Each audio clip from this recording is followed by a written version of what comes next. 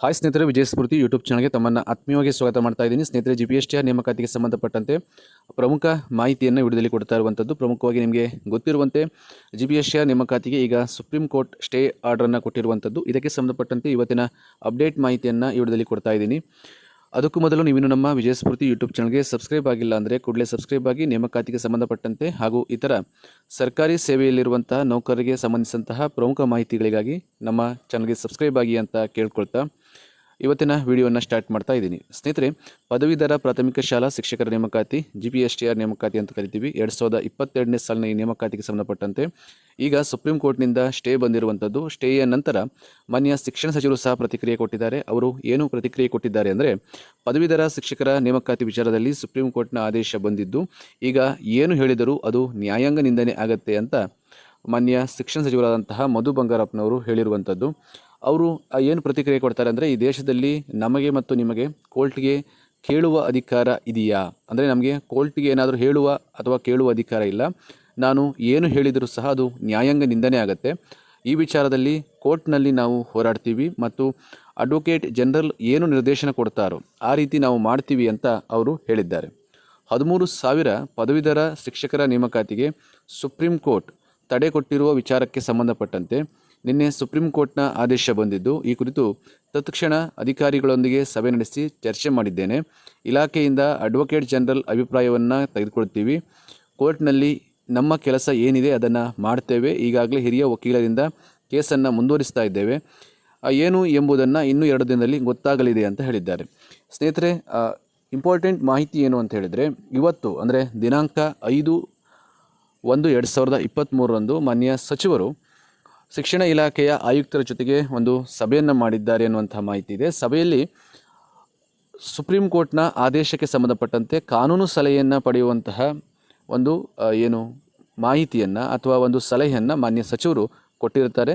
ಅದಕ್ಕೆ ಸಂಬಂಧಪಟ್ಟಂತೆ ಮಾನ್ಯ AG ಅವರ ಜೊತೆಗೆ ಇನ್ನೆರಡು ದಿನದಲ್ಲಿ ಮಾನ್ಯ ಶಿಕ್ಷಣ ಸಚಿವರು ಈ ಸಂಬಂಧ ಸಭೆಯನ್ನು ನಡೆಸ್ತಾರೆ. ಆ ಸಭೆಯಲ್ಲಿ ಸುಪ್ರೀಂ ಕೋರ್ಟ್ನ ಆದೇಶದಲ್ಲಿ ಏನಿದೆ ಮತ್ತು ಇಲಾಖೆ ಮುಂದೆ ಕೈಗೊಳ್ಳುವಂತಹ ಕ್ರಮಗಳು ಯಾವುದಾಗಿರಬೇಕು, ಹೇಗಿರಬೇಕು, ಅದಕ್ಕೆ ಸಂಬಂಧಪಟ್ಟಂತೆ ಅಲ್ಲಿ ಚರ್ಚೆ ಆಗುತ್ತೆ.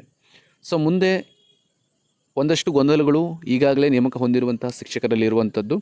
ಸೊ ಅದಕ್ಕೆ ಸಂಬಂಧಪಟ್ಟಂತೆ ನಿಮಗೆ ಹೇಳಬೇಕು ಅಂದರೆ, ಈಗಾಗಲೇ ಸಂಬಂಧಪಟ್ಟಂಥ ಎಲ್ಲ DDPI ಅವರಿಗೂ ಸೂಚನೆ ಹೋಗಿದೆ. ಸೂಚನೆಯ ಅನ್ವಯ ಈಗಾಗಲೇ ನೇಮಕಾತಿ ಆದೇಶ ಕೊಡುವಂಥ ಪ್ರಕ್ರಿಯೆ ತತ್ಕ್ಷಣಕ್ಕೆ ಸ್ಟಾಪ್ ಆಗಿದೆ. ಅಂದರೆ ನಿನ್ನೆಯಿಂದ ಸ್ಟಾಪ್ ಆಗಿರುವಂಥದ್ದು. 3ನೇ ತಾರೀಕು ಸಹ ಆದೇಶ ಪ್ರತಿಯ ವಿತರಣೆಯಾಗಿದೆ.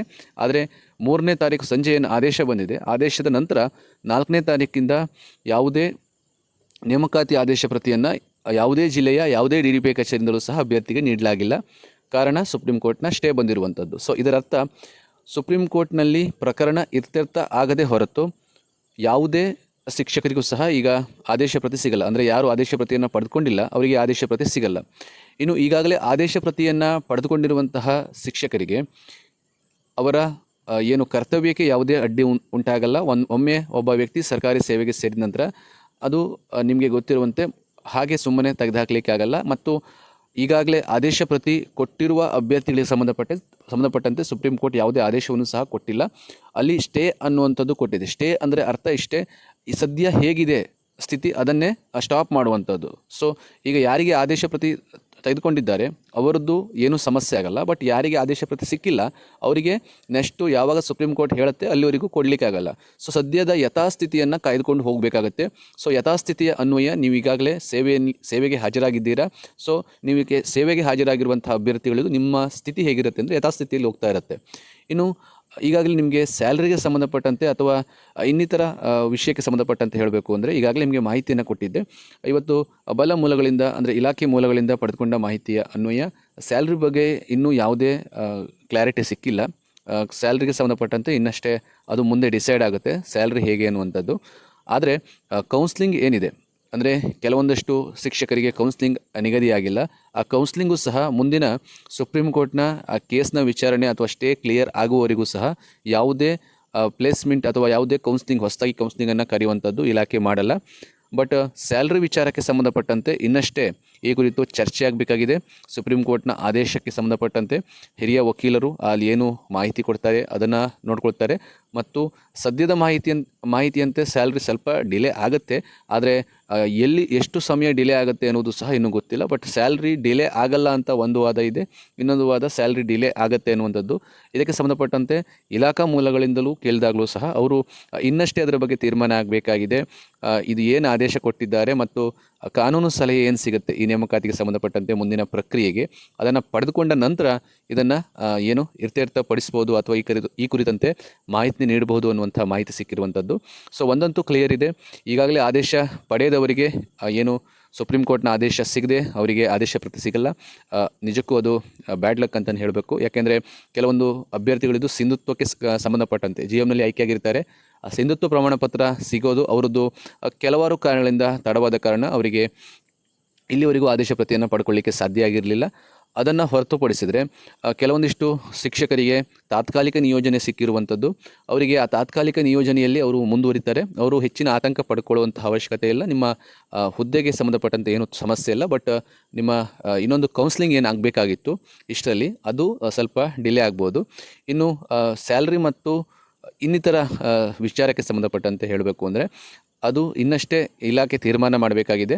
ಸೊ ಅದಕ್ಕೆ ಸಂಬಂಧಪಟ್ಟಂತೆ ಯಾವುದೇ ಅಪ್ಡೇಟ್ ಮಾಹಿತಿ ಸಿಕ್ಕರೂ ಸಹ ಅದನ್ನು ನಾನು ಮುಂದಿನ ವಿಡಿಯೋದಲ್ಲಿ ನಿಮಗೆ ತಿಳಿಸುವಂಥ ಪ್ರಯತ್ನವನ್ನು ಮಾಡ್ತೀನಿ. ಯಾರೂ ಸಹ ಪ್ಯಾನಿಕ್ ಆಗುವಂಥ ಅವಶ್ಯಕತೆ ಇಲ್ಲ.